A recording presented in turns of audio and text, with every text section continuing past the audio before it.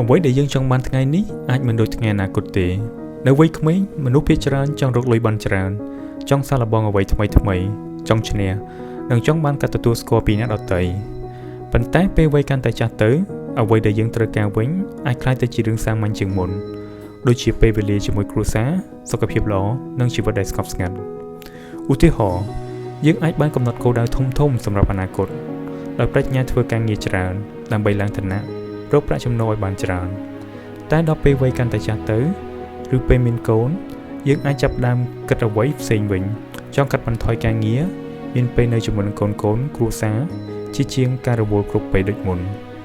បញ្ហាគឺមនុស្សជាច្រើនរៀបចំផែនការរយៈពេលវែងដោយគិតថាបំណងប្រាថ្នារបស់ខ្លួនមិនផ្លាស់ប្ដូរប៉ុន្តែពេលជីវិតត្រូវប្ដូរយើងអាចមានអារម្មណ៍ថាជាប់គាំងជាប់ក្នុងការងារឬស្ថានភាពមួយដែលមិនសមស្របនឹងខ្លួនតទៅទៀតដូច្នេះមេរៀនសំខាន់គឺយើងត្រូវមានភាពបត់បែនយើងអាចមានគោលដៅបានប៉ុន្តែមិនគួរចងខ្លួនឯងជាមួយនឹងផ្លូវតែមួយគួរទុកចន្លោះពេលឲ្យខ្លួនឯងអាចកែប្រែឬជ្រើសរើសផ្លូវថ្មីនៅពេលដំណាក់កាលជីវិតផ្លាស់ប្ដូរជាចុងក្រោយជីវិតមនុស្សម្នាក់តែងតែផ្លាស់ប្ដូរពីដំណាក់កាលមួយទៅដំណាក់កាលមួយ